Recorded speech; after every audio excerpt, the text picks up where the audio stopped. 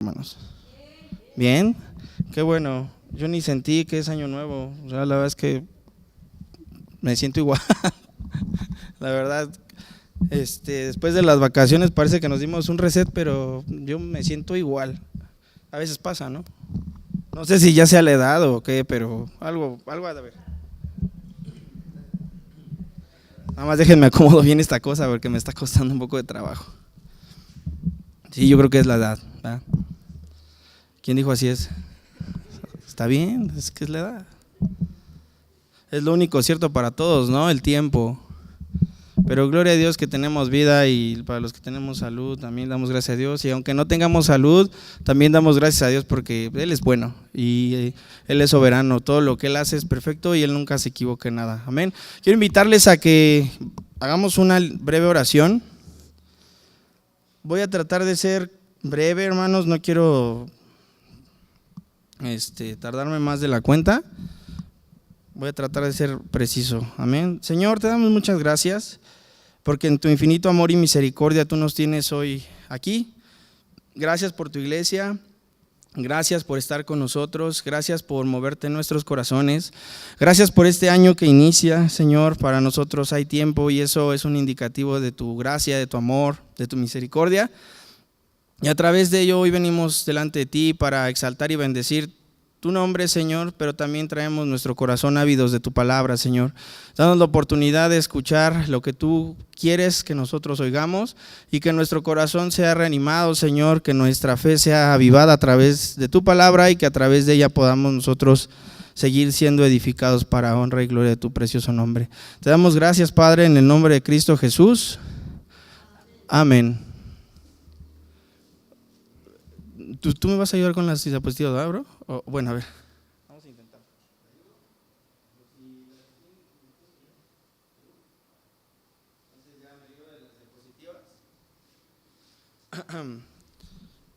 Por ahora ahí está esa diapositiva, está bien esa cortinilla. ¿Qué dice ahí, hermano? Ok, al escuchar la palabra obediencia, hermanos, hermanas, ¿qué viene a nuestra mente? ¿Qué es lo primero que viene a nuestra mente? Tal vez algún episodio de nuestra infancia, puede ser. Tal vez nuestros padres, algún jefe o algún superior o un mando medio en nuestro trabajo, no lo sé. Cualquier sensación que nos produzca esa palabra, no necesariamente, hermanos, y me vas a decir sí o no, la asociamos con Dios. ¿Estás de acuerdo? ¿En dónde asocias más tú la palabra obediencia? En el entorno familiar. Regularmente es así. Sí, porque tu primer contacto con autoridad, pues son tus padres, son tu familia. Es así. Y no por eso no quiere decir que no tengamos en cuenta a nuestro Señor.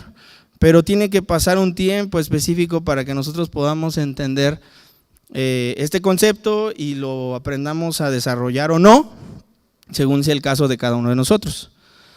Si echamos un vistazo hacia atrás, es decir, dentro del primer libro del profeta Samuel, el rey Saúl fue un hombre sumamente afortunado. ¿Por qué? Porque fue designado por Dios para ser él el primer rey de la nación de Israel. Fue el responsable o el primer responsable de salvaguardar la soberanía de su nación. Militarmente, él fue el que se encargó de forjar un espíritu nacionalista que le permitiera establecer su identidad política y sociocultural a Israel, en donde al mismo tiempo convergen una cosmovisión y un gobierno, estos dos, bueno, ambos, de orden puramente teocrático. ¿Es correcto? Saúl fue elegido para obedecer y mostrar a través de su nombramiento total y absoluta devoción y rendición a la soberana voluntad de Dios. Este fue el motivo principal, hermanos, de su unción y su nombramiento. No sé si recuerdas, pero hace muchos meses atrás, a mí me tocó también compartirte cómo fue que seleccionan al rey. Y hoy me va a tocar hacer lo propio. Ahora vamos a destituir a Saúl, Qué curioso, no me había dado cuenta hasta ahorita que estoy recopilando la información. ¿Me das con la siguiente diapositiva, hermano, por favor? Vamos a dar lectura a los primeros 3 versículos. Después Samuel dijo a Saúl: Jehová me envió a que te ungiese por rey sobre su pueblo Israel. Ahora pues, está atento a las palabras de Jehová. Así ha dicho Jehová de los ejércitos: yo castigaré lo que hizo Amalec a Israel al oponérsele en el camino cuando subía de Egipto. Ve, pues, y hiere a Amalec y destruye todo lo que tiene, y no te apiades de él. Mata o desvive a hombres, mujeres, niños y aun los de pecho, vacas, ovejas, camellos y asnos. Qué cruel, ¿no? A lo largo, hermanos, del Antiguo Testamento vemos que Israel, desde su fundación, éxodo y redención, sufrió de múltiples asedios en los que pueblos trataron de impedir su establecimiento. Hasta el día de hoy lo podemos ver. Algunos de ellos pagaron muy caro su postura. Cananeos y edomitas, entre otros, hermanos, estos fueron eliminados por la voluntad soberana de Dios. Naciones perversas e idólatras dejaron de existir por causa de su enemistad con Israel. Este relato, hermanos, vemos que Samuel, ya de edad avanzada, se presenta ante el rey Saúl dando un mensaje que hasta cierto punto, dentro del contexto histórico, es habitual ver al profeta Samuel acercarse al rey constantemente. Eso era muy constante, eso era muy natural, porque era el único que tenía acceso directo a la comunicación con el Señor. Sí, es la forma en la que Dios quiso transmitir su voluntad, transmitir sus pensamientos, transmitir sus intenciones hacia el pueblo a través de ¿quién? En este caso de Samuel. Sí, entonces, pareciera que Dios, aprovechando los éxitos militares de Saúl, ¿por qué digo éxitos militares? Porque en el capítulo 14 vemos que el escritor señala que constantemente Saúl ya tenía una expertise militar muy alta y constantemente él se encontraba en combate con el fin de ¿qué? De salvaguardar la soberanía de Israel y entre otros tantos obedecer la voluntad de Dios. Entonces, por eso te decía que pareciera que de forma conveniente se acerca a Dios, a Samuel, para darle una instrucción a Saúl. ¿Sí? Este mensaje tenía el objeto de purificar y de cumplir su voluntad. Y me podrías preguntar: oye, hermano, pero ¿cómo va a purificar si está pidiendo que desviva a toda una nación? ¿Cómo? No obstante, hermanos, notemos cómo inicia el capítulo. Samuel hace énfasis en la soberanía de Dios al elegir a Saúl como rey sobre su pueblo y culmina el argumento con este segmento: ahora pues, está atento a las palabras ¿de quién? De Jehová. Esa es la forma en la que Samuel se acerca a Saúl para explicar el mensaje que tenía de parte de Dios. Vemos, hermanos, que toda la palabra que emana de la boca de Dios está revestida ¿de qué? De autoridad, de veracidad y de fidelidad. El inicio del capítulo nos muestra con claridad, hermanos, la naturaleza de las instrucciones ¿a quién? Al rey Saúl. Ya que lo que Dios quería que Saúl hiciera no era negociable, no era debatible, no había nada más que hacer, solo ejecutar la voluntad de Dios. Como preámbulo o a manera de contextualizar lo que hoy vamos a estudiar, quiero mostrarte una imagen. Por favor, ¿me ayudas con esa imagen? ¿Qué ves ahí? ¿Y cómo sabes que es Moisés si está de espaldas? ¿Quiénes son los que le sostienen los brazos? Ah, hombre, ¿cómo sabe la hermana Sol? Hermano, ¿me ayudas conmigo? Ya me dio calor. Gracias. Bien. ¿Te acuerdas que hablé de purificar y obedecer a Dios a través del mensaje que le estaba dando Samuel a Saúl? Pues era esto, hacer cumplir la palabra de Dios. Sí, fíjate lo que dice Éxodo 17, no lo quise poner completo. ¿Puedes regresarte un hermano? Quédate en la imagen, por favor. Éxodo 17 del 8 al 14, hay un fragmento justo en el verso 14 y dice así: y Jehová dijo a Moisés, escribe esto para memoria en un libro y di a Josué que raeré de toda la memoria de Amalec de debajo del cielo. Esto que estaba tratando de explicar o decirle Dios a Moisés, que iba a desaparecer a toda la nación de Amalec, a todos. No le dijo cómo, no le dijo cuándo, solamente esas palabras fueron emitidas. Dice la escritura que dentro del relato fue necesario que estos dos varones sostuvieran los brazos de Moisés, toda vez que cuando él bajaba los brazos por el cansancio, la batalla la ganaban los amalecitas y no los israelitas. Así lo dice la escritura. Pero dice también la palabra que fue una jornada completa, es decir, un día y una noche completa la que estuvieron haciendo esto para poder ayudar a ¿qué? Al pueblo de Israel a ganar. Pero fue una victoria relativa, no acabaron con los amalecitas. Fíjate bien, esta es una batalla generacional que duró aproximadamente 400 años. Es decir, de acuerdo a la cronología bíblica, Moisés aparece en Refidim, que es el valle donde se llevó a cabo esta batalla, en el año 1446 a.C., cuando enfrentó a estos amalecitas y se dio a cabo esta batalla. Y, ojo, la destrucción en el mensaje del profeta Samuel aparece en el año 1050 al 1010 antes de Cristo. Es decir, pasaron aproximadamente 400 años de esta batalla a que Dios tomó la determinación de eliminar a los amalecitas. Interesante forma de ver la voluntad de Dios, cómo se cumple. Y aquí es donde nosotros podemos entrar en conflicto.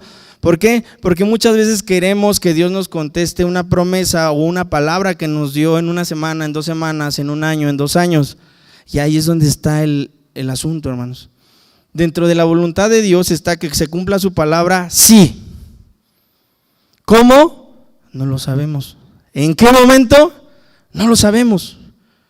¿Estás de acuerdo? Entonces, bajo esa forma distintiva de Dios al poder transmitir su voluntad, aparece esto. Ahora sí, hermano, ayúdame con el siguiente pasaje. Fíjate, no sé si has leído de una manera más, no intencionada, o sea, más bien como que más certera o más precisa, el libro de Deuteronomio. En el libro de Deuteronomio, algunos exégetas relatan que es una forma homilética, es decir, estructurada bien, un discurso de cómo fue que Moisés recibe su ministerio y sobre todo el Éxodo, y relata prácticamente lo que aparece en Levítico y Números. Es un resumen perfectamente bien estructurado, por eso dicen que es un primer ejercicio homilético que aparece en el Antiguo Testamento. Y fíjate lo que dice la palabra de Dios en estos 2 versículos. Acuérdate de lo que hizo Amalec contigo en el camino, cuando salías de Egipto, de cómo te salió el encuentro en el camino y te desbarató la retaguardia de todos los débiles que iban detrás de ti, cuando tú estabas cansado y trabajado, y no tuvo ningún temor de Dios. Esa es una palabra clave. Este pueblo no tenía temor de Dios, no conocía a Dios. Por tanto, cuando Jehová tu Dios te dé descanso de todos tus enemigos alrededor en la tierra, que Jehová tu Dios te da por heredad para que la poseas, fíjate bien, esto es importante: borrarás la memoria de Amalec de debajo del cielo, no lo olvides. En términos legales, esto podría ser una ratificación de algún convenio o de alguna intención plasmada en un escrito. Aquí el Señor está ratificando su voluntad y le está diciendo al pueblo: no te olvides de los amalecitas, no te olvides que los vas a borrar, ¿sí? No los borró el Señor por sí mismo a través de fuego como lo hizo con Sodoma y Gomorra, lo iba a hacer el mismo pueblo de Israel. Hermanos, como dirían los argentinos, ya está. Te rías, así dicen, ya está, ya está. La instrucción era clara. yo castigaré lo que hizo Amalec a Israel, no Samuel, no Saúl. Esta referencia la encontramos en 1 Samuel 15, versículo 1. Después, en Deuteronomio 25, 19, borrarás la memoria de Amalec de debajo del cielo, no lo olvides. Por si por ahí había algún despistado, no lo olvides. Siguiente diapositiva, hermano, por favor. Vamos a continuar con la lectura.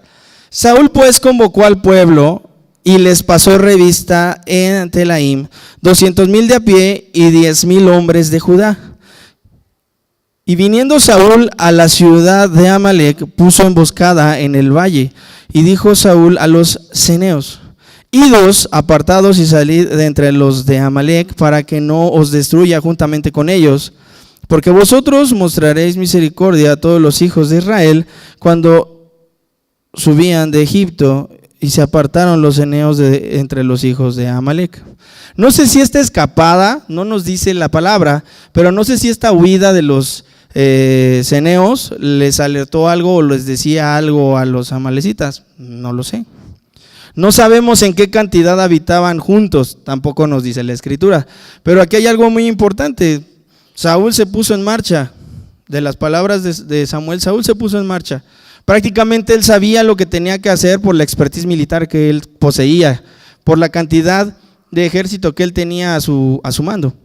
Entonces, veamos que para preparar esta emboscada, este detalle de poder acercarse a esta tribu denominada ceneos, Saúl conocía bien la relación ancestral que tenían con el pueblo de Israel, porque cuando se acercó a ellos es como si los conociera, como si fueran sus vecinos, como tú conoces a tu vecino y le saludas y le dices buenos días o buenas tardes. Parece que de esa manera él se acercó para hablar. ¿Y tú sabes quiénes son los ceneos? Vemos en la escritura, hermano, que el suegro de Moisés, ¿te acuerdas cómo se llama el suegro de Moisés? Yetro. Había sido ceneo, lo que nos enseña que probablemente lo que salvó la vida de este pueblo no solo fue la relación que pudo haber tenido Moisés con Yetro, sino más bien la historia nos hace ver que los ceneos jamás se enemistaron con Israel, a diferencia de los amalecitas. ¿Sí?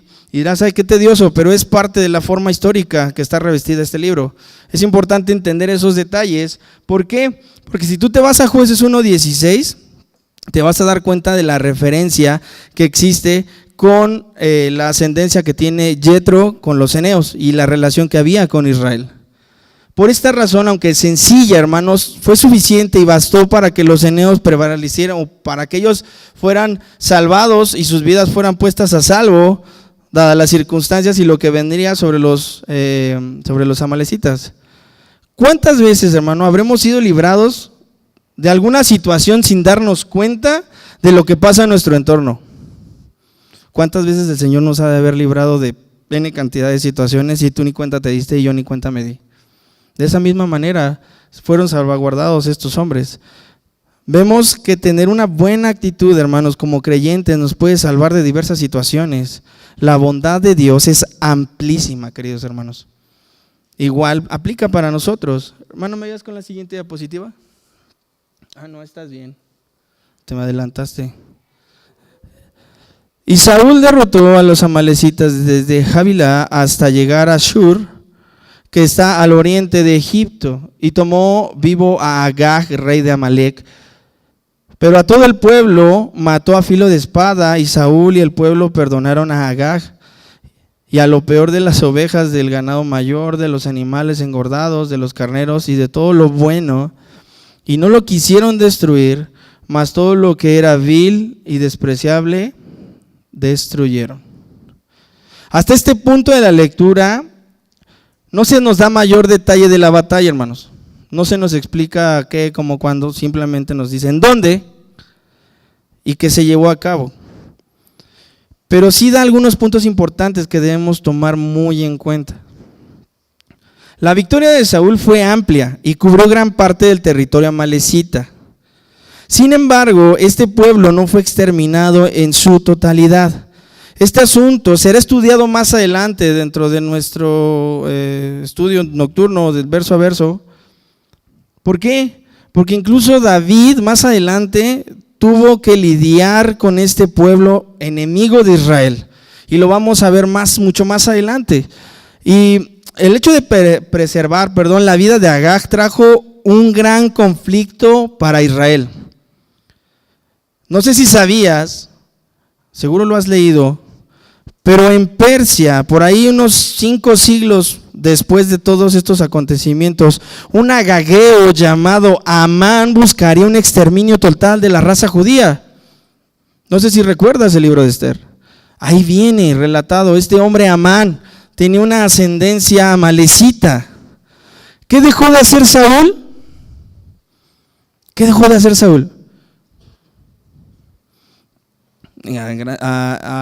En términos generales, pues dejó de obedecer. Por ahí dejó algunos cabos sueltos. Solamente se nombra como principal a quien, a Agag, por ser el rey de los amalecitas. Pero la escritura nos señala que no fue lo único que dejaron con vida.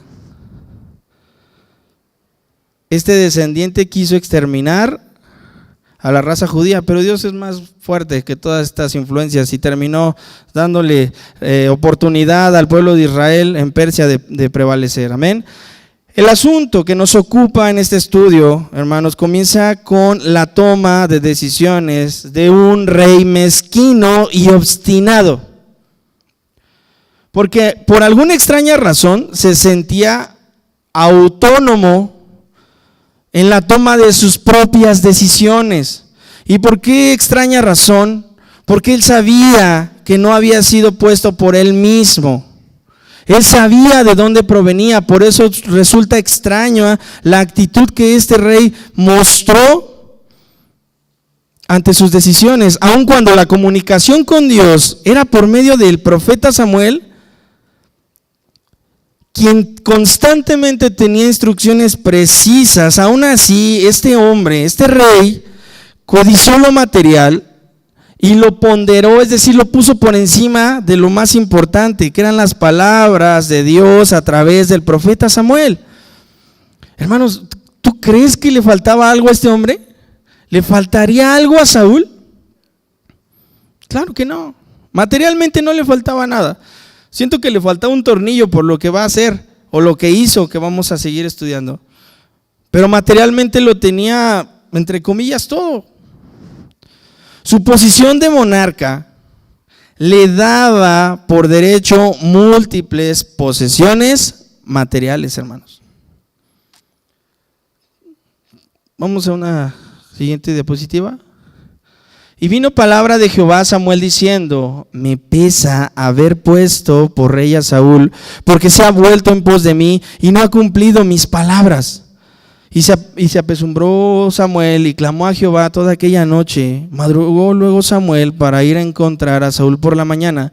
Y fue dado aviso a Samuel diciendo: Saúl ha venido a Carmel.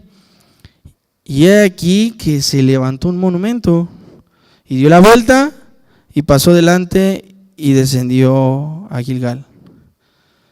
¿No te ha pasado que a veces llevamos una vida tan rutinaria y cotidiana que la mayoría de veces, o si no es que el 99.9% del tiempo, nos comportamos como si Dios no existiera?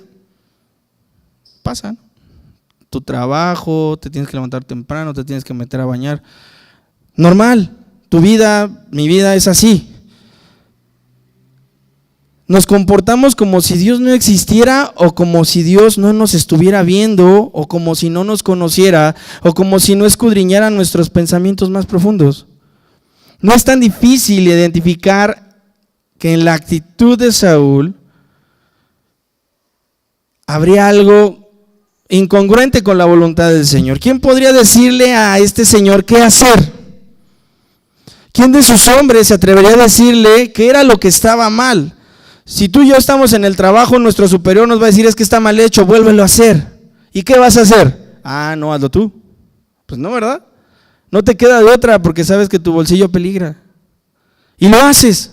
Pero a este hombre, ¿quién le decía que lo que tenía que hacer estaba mal, o que lo que había hecho estaba mal?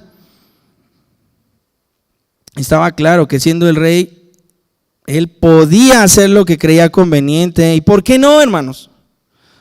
Él era el responsable de la estabilidad política y sociocultural de Israel.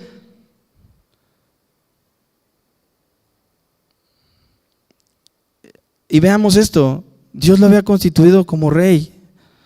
Dios lo había ungido como símbolo de su soberanía sobre Israel. ¿Qué podría estar mal si él era el ungido de Jehová? ¿Qué podría estar mal, hermanos? Muchos de nosotros fuimos educados, creados o enseñados que a veces lo que dice un líder religioso es la ley y se acabó. ¿Sí? Y unas generaciones hacia atrás de nosotros también fueron criados de esa manera, que por ejemplo en el caso de la Iglesia Católica lo que diga el sacerdote es la ley y ya. Así ha funcionado siempre. Pero la gente que siempre les dice que sí, nunca voltea a ver las escrituras para ver si lo que dijo el fulano que está ahí arriba con un manto blanco hasta el piso, tiene razón. ¿Estás de acuerdo? Pero a nosotros nos es dada la vista espiritual a través de las escrituras para que podamos discernir entre lo bueno y lo malo, hermanos. Ese es un don de Dios. Eso no es un don de ser humano, ese no es un don que nosotros podamos poseer o que querramos tener. Entonces a este hombre, ¿quién le decía que estaba mal? ¿Quién? ¿Sus subalternos? ¿Quién? ¿Otro rey? O Agag le va a decir, oye, te pasaste, carnal, acabaste con toda mi nación, gracias por preservarme la vida. No lo sé, pero ¿quién le podía decir al rey que estaba mal?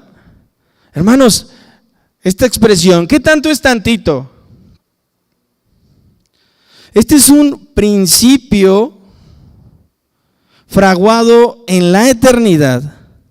Este principio diabólico nos enemistó contra Dios. La soberbia de un servidor considerado como lo más excelente, como el lucero de la mañana, fue quien acabó con nuestra naturaleza, fue quien nos enemistó contra Dios. Las palabras del Señor respecto de haber nombrado a Saúl como rey no son más que la consecuencia de su obediencia a medias. Por eso les pregunto, hermanos, ¿obedecer a medias y no obedecer será lo mismo? ¿O es desobedecer? ¿Qué es? Y aquí hay algo bien importante. Las palabras en el verso 11 dice, me pesa haber puesto por rey a Saúl, porque se ha vuelto en pos de mí y no ha cumplido mis palabras. Dios no se equivocó al ungir a Saúl, hermanos, no. Y tampoco tenía sus esperanzas puestas en ese hombre. El Señor sabía perfectamente que esto pasaría, y no por ser un Dios malicioso y de decir, ya ven, se los dije, ustedes querían rey, ahí está. ¿Por qué? Porque aparentemente el pueblo no estaba sufriendo ningún conflicto. Aparentemente ellos estaban en paz, ellos no se iban a dar cuenta de la condición del rey. Dios no se quiere comparar con la creación, hermanos, para demostrar que Él tenga la razón. No, Él es Dios, Él está por encima de lo creado. Por eso es que Dios no se pudo haber equivocado al ungir a Saúl. Y te recuerdo a través de este pasaje, Dios no se equivoca. En el trayecto de tu vida Él no se va a equivocar. Si no te salió lo que estabas emprendiendo, ¿qué crees? Vuélvelo a emprender, no pasa nada. Si te equivocas, ya. Dijeron los argentinos, ya está, te equivocaste. Vuelve a intentarlo. Es así. No culpes a Dios por lo que no te sale. No culpemos al Señor por lo que parece que Él no quiere que se haga en nosotros. Dios no compite con su creación, para nada. Esto es una muestra clara de la naturaleza pecaminosa a la que hemos sido sujetados, hermanos. El único hombre capaz de cumplir la voluntad de Dios en un plano terrenal, ¿quién fue? El Verbo encarnado, Jesucristo. Él fue el único. Él fue el único capaz de cumplir la voluntad del Padre. Él fue el único. Por eso es que Dios no pudo haberse equivocado. Así tenía que ser. Algo tenemos que aprender de esto. Fíjate bien, hermano, aquí hay una diapositiva interesante. ¿Obediencia a medias o desobediencia? Ocupa tu retórica para empezar a cuestionarte en ese sentido. Es claro que lo que Saúl hizo y lo que dejó de hacer fue más grave de lo que se imaginó. Pero hermanos, ¿Qué es obedecer? Y aquí viene lo interesante, mira, la RAE nos dice que obedecer es cumplir la voluntad de quien manda. Pero bueno, se escucha muy fácil, ¿no? ¿Cuántas palabras son? 1, 2, 3, 4, 5, 6, 7, 8. En 8 palabras se nos dice que es cumplir la voluntad de quien manda. ¿Tú qué opinas? Ahora que somos adultos, ¿quién te manda a ti? ¿A los maridos o sus esposas? ¿Sí o no? Ya se rió Solecito, ¿por qué te ríes? Es así. Hermanos, digan algo, defiéndanse. No, oye, es verdad. Veamos esto. Fíjense, en esta definición construye algunos ejemplos en palabras que son muy importantes. Obedecer, hermano, es un acto ¿qué? Consentido o consciente, que proviene de ¿qué? De la voluntad y la razón de quien se determina a cumplir lo que su mandante le ordena. ¿Quién te manda a ti? ¿Quién me manda a mí? Ya lejos del asunto de los esposos. ¿Quién nos manda? ¿Quién nos gobierna realmente? Cuando los adolescentes comienzan a darse cuenta que pueden empezar a contestarle a los padres, ¿a ustedes quién los gobierna, chicos? Buena pregunta, ¿no? No se rían, es en serio. O sea, ¿quién nos gobierna? ¿Quién nos está gobernando en este momento? Ahora vamos a pasar a la siguiente diapositiva. Fíjate, son las mismas palabras. Desobediencia es un acto consentido que proviene de la voluntad y la razón de quien se determina a no cumplir lo que su mandante le ordena, es decir, se niega de forma voluntaria a incumplir la voluntad de aquel que le indica o le da una orden. Te vuelvo a preguntar, ¿quién te gobierna a ti? El mundo cree que vive libre, sé tú lo que quieras hacer, no es cierto. Date cuenta, el único que gobierna con soberanía y rectitud y excelsitud es Cristo, es el Señor, Él es el único que gobierna. ¿Y por qué entonces a veces actuamos como ingobernables? Como insurrectos, como faltos de atención a la voluntad de Dios. ¿Por qué? ¿Porque te da miedo hacer la voluntad de Dios? A ver, te voy a decir algo. No te va a hablar en un sueño y tampoco te va a mandar a predicar a las naciones, tampoco te va a trasponer al tercer cielo. Eso ya lo hizo, eso no es necesario para nosotros. Dios no te va a pedir algo que no esté dispuesto Él a darte o a patrocinarte en un principio. ¿Sí o no, Renato? Es así, así funciona la voluntad de Dios. ¿Por qué le tienes miedo a obedecer a Dios? ¿Por qué tenemos miedo a obedecer a Dios? ¿Qué crees que te va a pedir Dios? En tu capacidad de ser humano, ¿qué le vas a dar a Dios? ¿Qué le vas a dar a Dios? Hermanos, al ser la obediencia una acción consciente, producto de la voluntad, debemos escudriñar con mucho cuidado este concepto. ¿Por qué? Porque tiene beneficios la obediencia y también tiene consecuencias, la misma obediencia o la desobediencia, ya que el que obedece es semejante a aquella persona que camina por un camino iluminado, y para el que decide desobedecer solo tendrá consecuentemente tinieblas, hermanos. En todo lo que hace va a ser tinieblas, va a andar como ciego. La palabra de Dios en el Salmo 119:9 dice: ¿con qué limpiará el joven su camino? Con guardar tu palabra. Guardar la palabra de Dios es un sinónimo de obedecer la palabra de Dios. ¿Qué nos va a pedir el Señor? Díganme. Y siguen sin decirme nada. Me van a decir, hermanos, mejor pedir perdón que pedir permiso, ¿no? Creyendo que con este vago principio saldremos librados de nuestras decisiones. Eso es lo peor que podemos hacer, hermanos.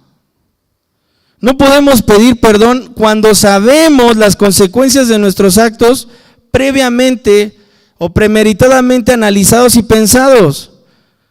El homicida piensa cómo hacerlo. El ladrón piensa cómo hacerlo. Se provee de recursos, lo analiza, lo piensa, lo calcula. Imagínate, entender que es nuestra voluntad o es por nuestra propia conciencia razonada el hecho de ir y desobedecer a Dios, hermano, de verdad, eso debe movernos, eso debe redarguir nuestro corazón. Pero vuelvo a preguntarte, ¿qué es lo que Dios nos está pidiendo? ¿Qué le puedes dar? Ahora, no conforme con la desobediencia, Saúl se exalta a sí mismo. ¿Y qué hace? Se levanta un monumento. No sé cuánto tiempo le tardó en levantar un monumento. No sé si lo hizo con piedras, con palos, no lo sé. Pero me imagino que si va a levantar un monumento, al menos debería tener la forma de él, ¿no? ¿O cómo sabemos que la cosa que levantó era él? De alguna manera él se provee de estos recursos para hacer esto. Hermanos, probablemente preparó ofrendas para esto. O dispuso de los recursos que tenía para hacerlo. Pero no fue una ofrenda que surgía del corazón del pueblo, de sus militares o de toda la gente que estaba con él. De ellos no salió una ofrenda a Dios, ni elevó una oración de acción de gracias. Hermanos, la gloria y honra pertenece al único y sabio Dios, no pertenece a los hombres. Y él lo que hizo fue lo que Nabucodonosor en algún tiempo replicó. Y tú sabes lo que pasó con Nabucodonosor. Aún así halló gracia delante de los ojos de Dios. Hermanos, bien dice la palabra que el corazón del hombre es perverso. ¿Quién lo conocerá?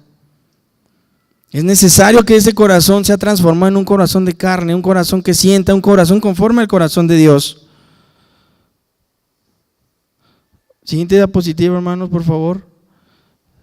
Verso 13. Vino pues Samuel a Saúl y Saúl le dijo: bendito seas tú de Jehová, yo he cumplido la palabra de Jehová. Samuel entonces dijo: pues qué valido de ovejas y bramido de vacas es ese que yo oigo con mis oídos. Y Saúl respondió: de Amalec los han traído, porque el pueblo perdonó lo mejor de las ovejas y de las vacas para sacrificarlas a Jehová tu Dios. Ojo con esta expresión, para Jehová tu Dios, pero lo demás lo destruimos, así como dijo Dios. Entonces dijo Samuel a Saúl: déjame declararte lo que Jehová me ha dicho esta noche. Y él le respondió: di. ¿Cuánta soberbia? ¿Cuánta soberbia, hermano? Con una arrogancia de no creerse, Saúl recibió al profeta alardeando de su victoria, según él, cumpliendo la voluntad de Dios. Ya no sabemos si fue por ignorancia este comentario o por tratar de mantener su engaño o su mentira. Dijo a Samuel que él cumplió. ¿No te ha pasado? ¿Se ha escuchado que cuando emites una mentira te ves empujado a decir otra y decir otra y decir otra para sostener tu primer mentira? No me digan que no, hermanos. O sea, todos lo hemos hecho en alguna ocasión. O sea, yo sacaba 6, ¿no? En la escuela. No, pero él sacó 5. Uy, ¿ustedes lo hacen? No, hombre, ¿cómo que sí? Pues sí, eso lo llegamos a hacer todos, o sea, justificarnos. Que eso fue lo que hizo este hombre. Saúl comienza a desviar su responsabilidad. Esta responsabilidad se supone que debería recaer sobre él, pero ¿qué creen que él hace? Él le avienta la culpa al pueblo y le dice: el pueblo perdonó lo mejor de las ovejas y las vacas. Bueno, ¿cuándo un rey hizo lo que el pueblo decía? Nunca.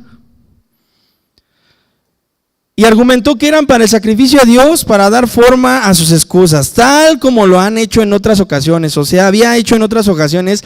Él justificaba una vez más su desobediencia y colocaba el botín que debió aniquilar como chivo expiatorio. Esto es de no tener vergüenza, en serio. O sea, si lo lees detenidamente, qué falta de humildad y qué exceso de muchas cosas, hermanos. Porque incluso vemos en el versículo 15, Saúl le expresa: para sacrificarlas a Jehová Dios. ¿Por qué? No sabemos si su abierta desobediencia le remordió la conciencia, ya que al menos no osó llamar que esto era para ofrendarle a su Dios. Cualquiera que fuera su malicioso comentario, se dio cuenta que la visita de Samuel no era para elogiarlo ni para decirle, bravo, bien hecho. Porque incluso te darás cuenta en relatos posteriores, cuando el profeta Samuel se presentaba en algún lugar para presentar un holocausto, la gente le temía porque él hablaba la palabra de Dios. Y la palabra de Dios regularmente no se da para felicitarnos. La palabra de Dios se nos es dada para apercibirnos, para exhortarnos, para orientarnos. Y Samuel ya sabía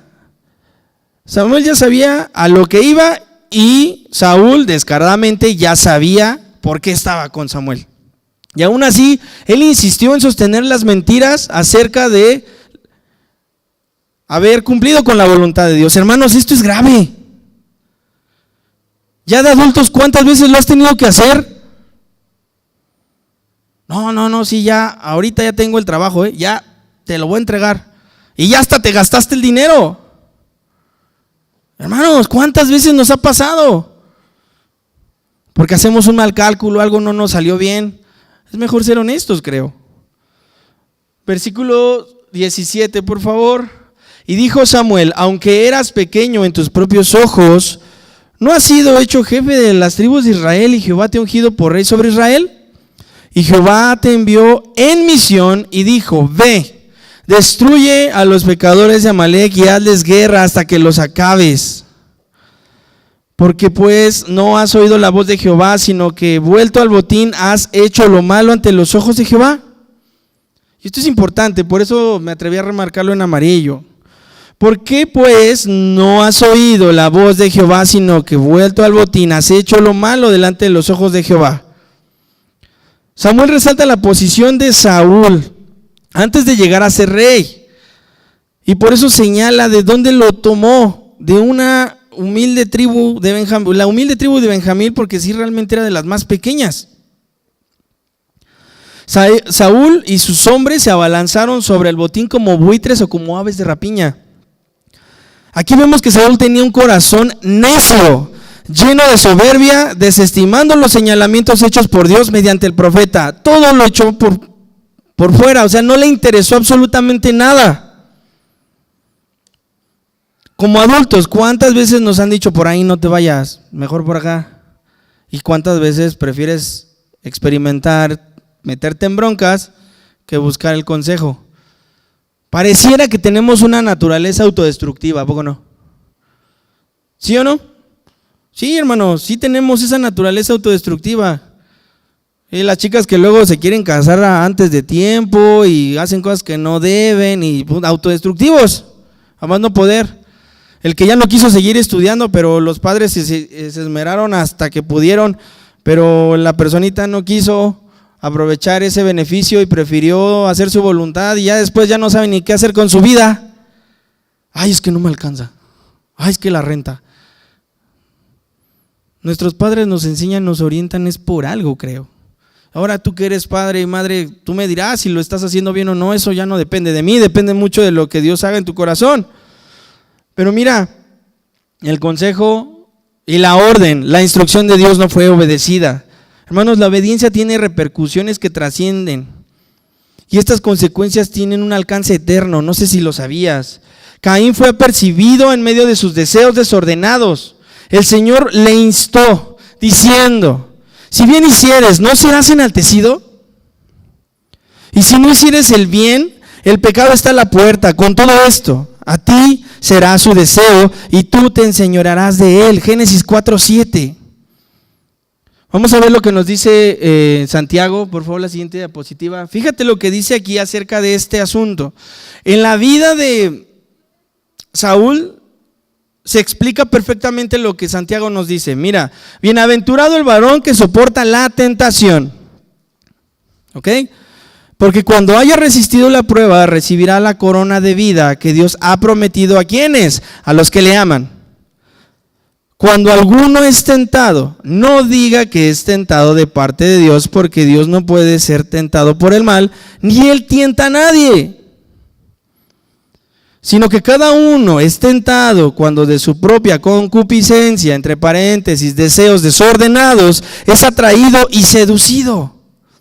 Entonces, la concupiscencia, es decir, esos sentimientos y pensamientos desordenados después de que se conciben, dan a luz al pecado, y el pecado siendo consumado da luz ¿a qué? A muerte. Aquí, hermanos, Santiago está explicando lo que pasó con Saúl, porque no te quiero spoilear nada, pero esta fue la última vez que Saúl vio a Samuel. No más, no lo volvió a ver más. Esto es importante, hermanos. Yo les pregunto, ¿este pasaje requerirá una exégesis exhaustiva para deducir su intención? ¿Sí o no? ¿Necesitas ser un erudito para saber que esto lo tienes que estudiar mediante un instituto teológico? Claro que no. Está entendible. Está clarísimo, hermanos. La obediencia trae consigo sosiego, trae paz, trae contentamiento. ¿Y qué mejor, amada iglesia, que estar en paz con quién? Con Dios. Aunque vivimos bajo la gracia de Cristo, no tenemos y no nos ha sido dada la libertad para hacer lo que sea. No nos es lícito desobedecer, porque aquel corazón que se complace con esto no es un corazón recto, no es un corazón conforme al corazón de Dios. Y esto es un gran peligro, hermanos.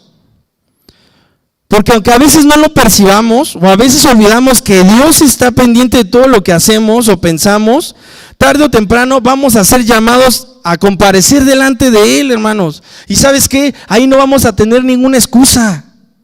No vas a poder esconderte en ningún lugar y no vas a tener a quien echarle la culpa, como lo hizo Saúl. Eso nos espera a todos. Tenemos que comparecer. Ya casi terminamos, hermanos. Déjenme tomar un poco de agua.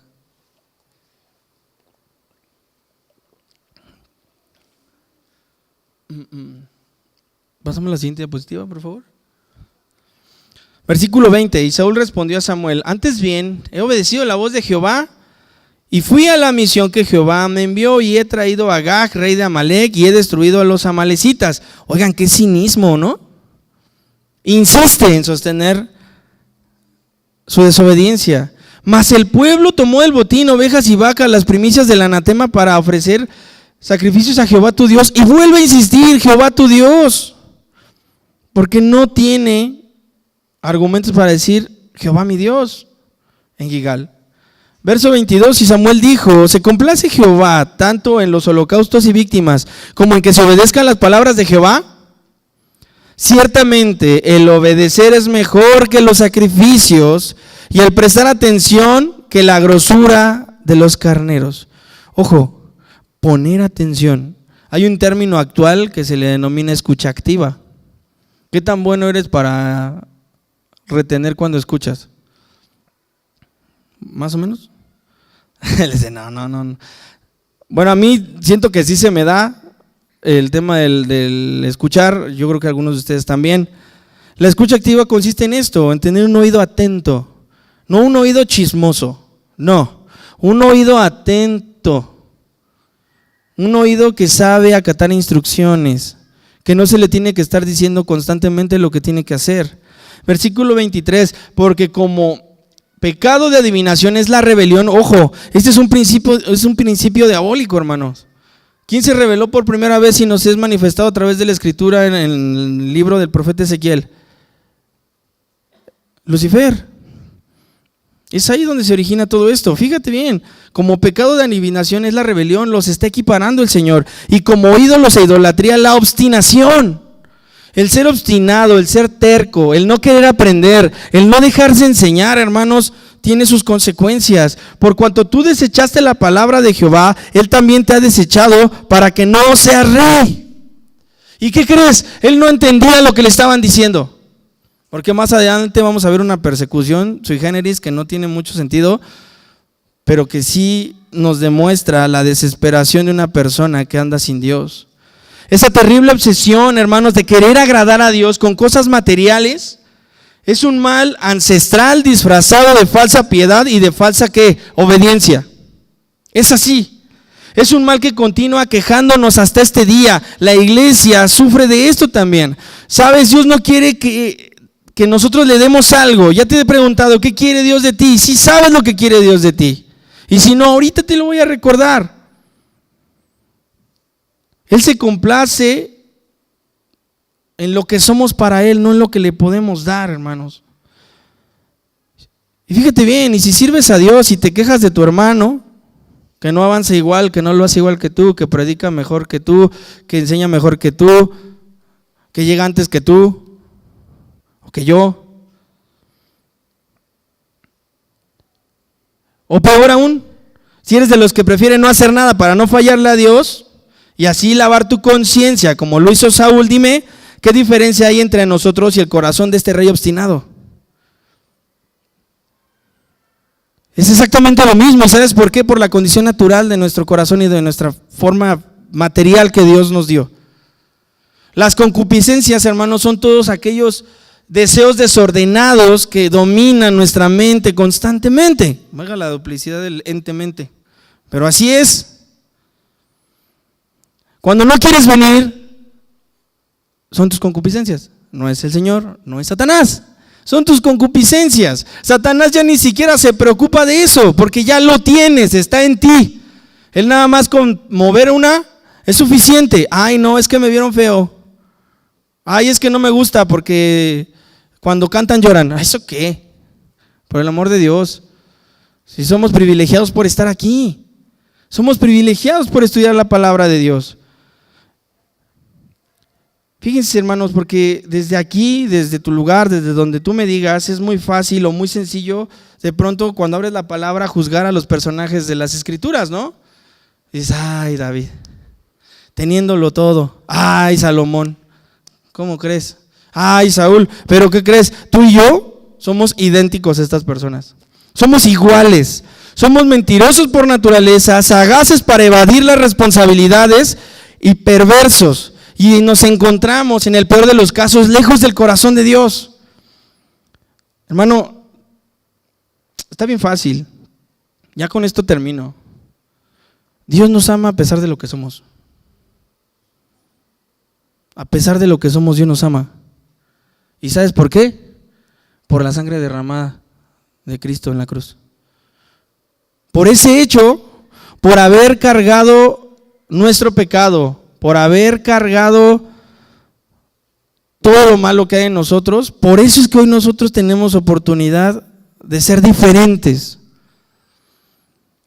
Sí, tus concupiscencias y mis concupiscencias van a tratar de evadir o distraernos o apartarnos, pero ¿qué crees? Dios es fiel y justo.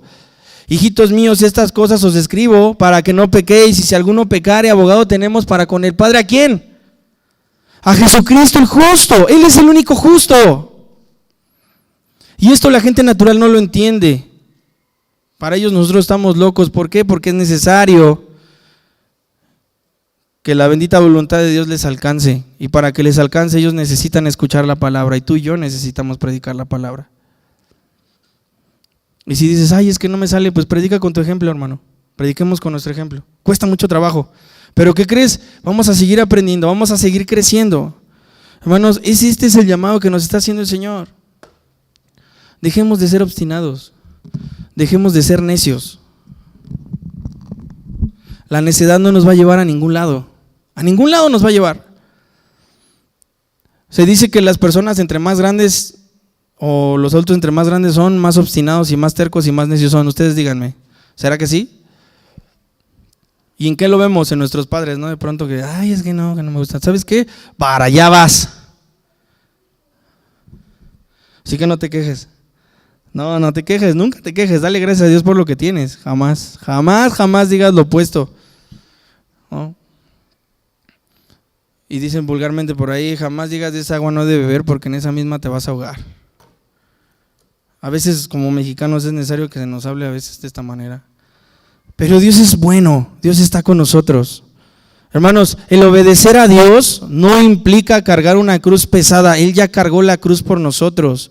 Si bien es cierto, tenemos que abrazar la cruz, tenemos que identificarnos con la cruz de Cristo, tenemos que dejar que sus perfecciones permeen en nuestro corazón. Eso es lo que Dios quiere para nosotros. ¿Y sabes lo que quiere Dios para nosotros? Que le obedezcamos. Sí, son dos cosas y se basa en un solo principio, y es el amor. Eso es lo que Dios quiere de ti. Amarás al Señor tu Dios, ¿con qué? Con toda tu mente, con todas tus fuerzas, con todo lo que tú eres. Y el segundo es semejante, ¿a qué? Amarás ¿a quién? A tu prójimo como a ti mismo. Eso es lo único que Dios quiere. ¿Y sabes qué? El amor no lo produces tú, ni lo produzco yo, lo produce la soberana voluntad de Dios sobre nosotros. ¿Por qué? Porque Él nos amó primero. Amén. Padre, te damos gracias en esta noche por lo que tú nos has concedido, por el poder de tu palabra en nuestros corazones.